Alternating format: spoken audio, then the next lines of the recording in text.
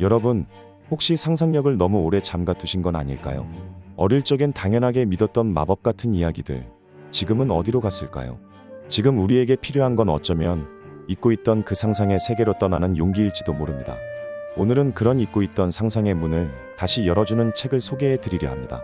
바로 세계적인 작가 살만 루시디가 아들을 위해 쓴 마법 같은 이야기, 하룬과 이야기 바다입니다.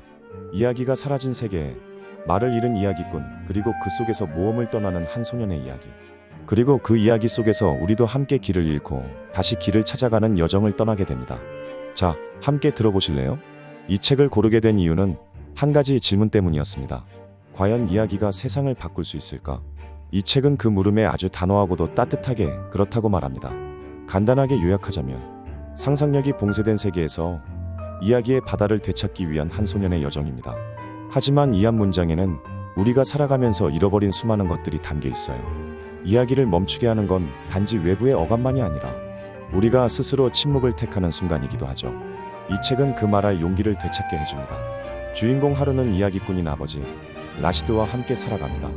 라시드는 유쾌하고 유머 넘치는 이야기꾼이지만 어느 날 이야기를 할 수 없게 돼요. 그 이유는 어머니가 집을 떠났기 때문이죠. 하루는 무너진 가족을 되돌리고 싶어서 이야기의 바다를 찾아 모험을 떠나게 됩니다. 그곳은 진짜로 이야기가 흐르는 바다예요. 하지만 이 바다에도 어둠이 드리워져 있습니다. 이야기를 오염시키고 봉쇄하려는 존재가 있었죠. 그 이름은 카탐슈드, 침묵의 왕자, 말의 적이라 불리는 존재예요. 이 캐릭터는 현실 세계에서 표현의 자유를 억압하는 상징으로 읽히기도 합니다. 하루는 말하는 기계새 후투티하지만과 물의 정령 마약시, 그리고 수다족과 함께 카탐슈드와 맞서 싸우게 됩니다. 이야기의 흐름, 색깔, 생명력을 지키기 위해서 말이죠. 이 모험은 단지 사건의 연속이 아니라 이야기가 왜 필요한지를 끊임없이 묻는 여정입니다. 하루는 결국 이야기의 본질을 이해하고 말하지 않던 아버지의 이야기 능력도, 그리고 떠났던 어머니의 마음도 되찾게 되죠. 제가 가장 기억에 남는 문장은 이 구절이었습니다. 카탐슈드는 말의 적이자 침묵의 왕자였다. 그는 빛을 잡아먹고 말도 삼켰다. 루시디는 이 짧은 문장 안에 검열, 억압, 침묵의 위협을 강렬하게 담았습니다. 그는 실제로도 악마의 시로 인해 살해 위협을 받았던 작가죠. 그런 현실을 이 판타지 속에 절묘하게 녹여낸 거예요. 이야기는 단지 꾸며낸 것이 아니라 어떤 진실을 담아내는 또 다른 방식입니다. 그리고 그 진실은 말하지 않으면 사라지죠. 이 한 구절이 던지는 울림은 참 깊고 묵직했습니다. 아마 이 책을 덮고 나서도 오래도록 남게 될 문장일 거예요. 이 책을 덮고 나서 가장 먼저 떠오른 생각은 이거였습니다. 이야기는 살아있는 존재다. 우리는 때로 이야기의 힘을 과소평가하죠. 그냥 재미로, 시간 때우기로 생각하지만 사실 이야기는 누군가를 위로하고 또 누군가의 무기가 되기도 합니다. 이 책은 어른이 읽어야 할 동화예요.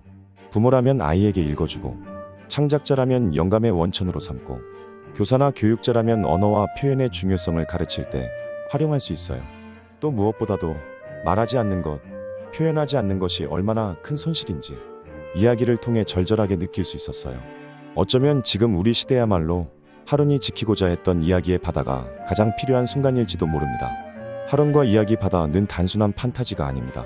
상상력, 언어, 자유에 대한 진지한 고찰이자 한 가족의 회복 이야기이기도 해요. 이런 분들께 추천드려요.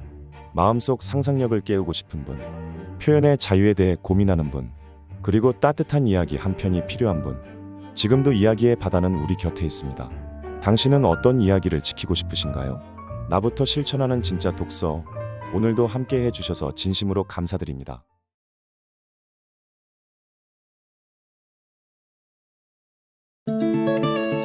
구독! 좋아요. 알림 설정